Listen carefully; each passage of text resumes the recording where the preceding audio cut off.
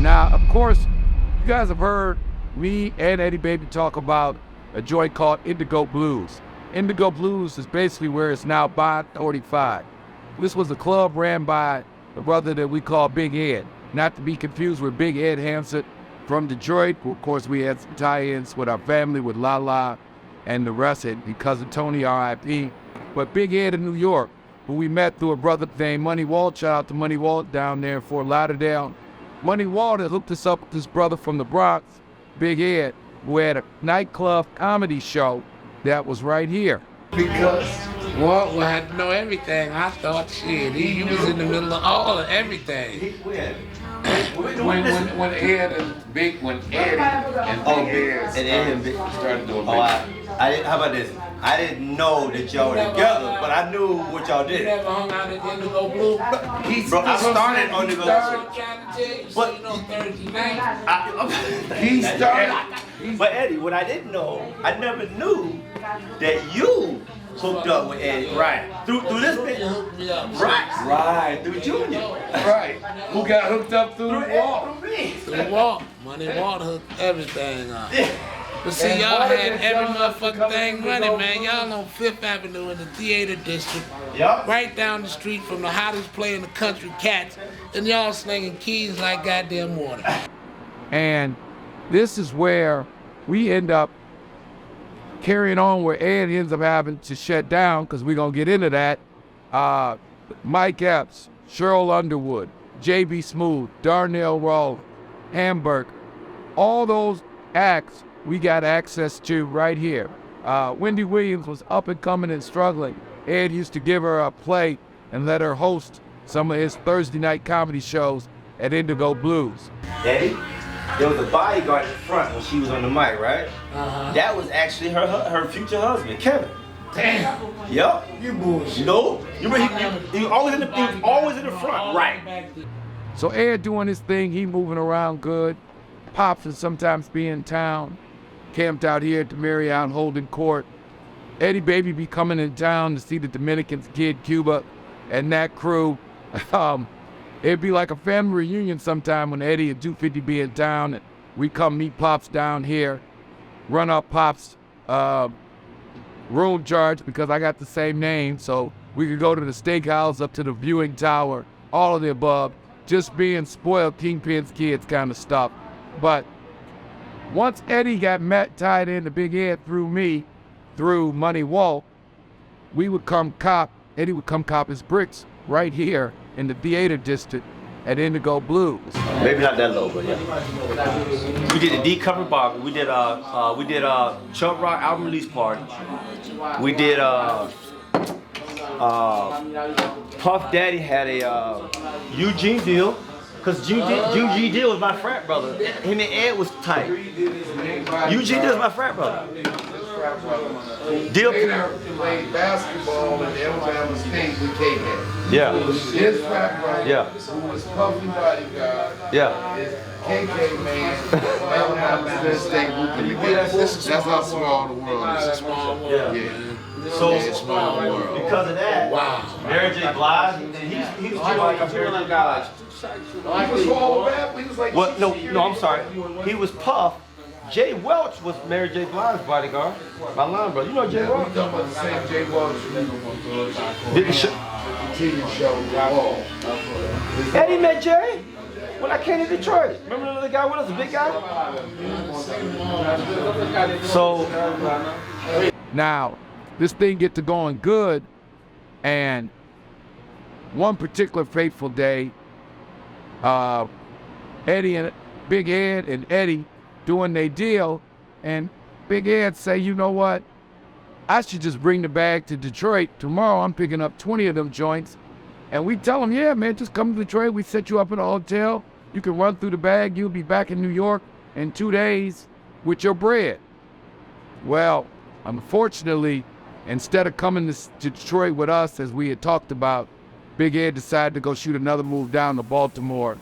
His people in Baltimore had flipped on him. As soon as he gets off the train in Baltimore, he gets bagged. I never told you this, Courtney.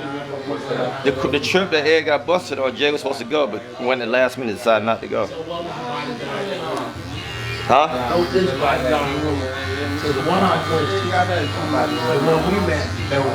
Somebody went with Al. Oh, that was yeah. That was yeah. Yeah. You know, I tell Walt, we was at the Marquee Marriott. I am right. He told him. You said, yeah. You told me. He told me that story, bro. Straight to jail. That's where he went. They been together going so good. You told me he went to Detroit. He said He was. He said, yeah, Said he was. literally. He switched right in the middle of the stream to go to Detroit. Right in the middle. Right. He's supposed to come to Detroit basically with me. Can y'all tell me what year, like how did that hookup happen and what year that was? Courtney, what was that, 92? 92. See, that's part I did, boy. I never knew that you hooked up with Ed. Yeah, that's what I never knew. Right, that marquee, y'all, you know, like that was the Marriott Marquee across the street. I opened the store. Across the street. I opened the store at March. Stay at the Marriott Marquis. That was July my spot. 15th, When I was dealing with him, 1993. That's exactly where I would check in and stay, because you see it was just walk right across the street. Yup, it was literally right across the Walk right across the street, walk right down into, you know. Big Ed had served him the day before he went to Baltimore, and Ed said, well, you know, I could just go to Detroit, and y'all can move the bag. And we had That's the truth. talked out the whole thing. Said, man, we'll put you up in a hotel. As you see, You know why he went? This is incredible. This is what we got set up. Because at the last minute, they upped the price. So he was like, let me go. It was too much money. All money ain't good money. And what's funny was this one. The same guy, Jay Welch. No, this is crazy. The same. Now I realize he was supposed to go to Detroit because he told Jay, and Jay was gonna come to Detroit because he came there with you. When he didn't go to Detroit, Jay was like, no, I'm not going. And Jay would have been busted too. but the flip side of that was, because of his legal troubles which started, he ended up having to shut down Indigo Blues.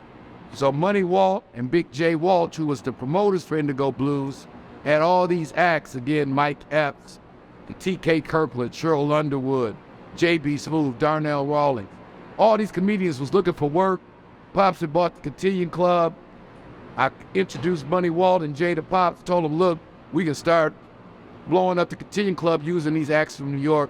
We went on to do a whole series, bringing top flight comedians, all these guys. We became the Def Comedy Jam, not of New York, but the Def Comedy Jam of Detroit, you know. But this was the ground zero for all that action. It was right here at the Marquis Marriott, 45th Street, between Broadway and 8th Avenue. This was the office really for the Pakistan Blood. So, because most of the work either came in through New York or through out in California. You know, it'd be here, unfortunately, where Schoolyard George would end up catching his case. Muhammad's people had got compromised. Schoolyard George walked right into an undercover operation with the DEA, and being the soldier that he was and is, when it went down, all Schoolyard George told those people is, just send me some, give me my 20 and send me someplace warm. And the feds appreciated his realness so much that that's what they did. They gave George his 20, he ended up having to do about 16 of the 20, and never rolled on us for forever being George's debt. But Terrell, Shauna, Trina, Rhonda, the whole crew from from Detroit, got opportunities to experience New York and the game. Again, you know, it's levels to this stuff, man. It ain't all grimy street corner stuff. Sometime at a certain level, the game is actually going down in environments like this. New York City, Marquis Marriott. So just another story from back in the day. Again, checking us out on YouTube. Hit that like, that share, and subscribe button. Jay, when he canceled that trip to Detroit, Jay was like, nah, I'm not going to Baltimore. Everybody I know I have been Baltimore Cowboys. Everybody I know went to Baltimore Cowboys. Everybody I ever know went to Baltimore Cowboys. Wow. I wouldn't go to Baltimore for all the goddamn teams. Wow. Unless it was a fight or something. But not to work. Not to work. Not to work. Yeah, that's friends in the That's morning. crazy. That's just like Ohio. I wouldn't fuck around in Ohio. That was right next to Michigan. Too many white folks, man. You know what you do. Walk in, only niggas in town. Now what you here for? They already know you niggas you putting work down. Yeah. Come on, man. Hey, man. Hey, guess what? Eddie used to go to Indianapolis. I stopped going to Indianapolis. Right there, Eddie. He used to go to Indiana. I was like, bro, this place is not a place where black people be coming to doing some dirt. I stopped going. You look at these fancy, legitimate buildings, and you think it's all Disney and Starbucks and Marriott, and that there ain't no backstory to this, but no. A lot of these places were the fronts for people like Muhammad out of the Pakistani plug or Mr. B out of the Bahamas. This is where they get their bag dropped off to them, get their money dropped off. And of course, businesses like this, they can justify having the millions of dollars that the hustlers justify. So we're going to go through all of that, really break in, So if you guys be looking at Scarface and you see that scene in there where Tony Montana tells the banker, I'm not going to pay you guys to launder my money anymore. I'll just fly my money straight to the Bahamas. Well, when we can no longer fly the money straight to the Bahamas, we start bringing the money to places like this, neighborhoods like this, and they take care of it from that.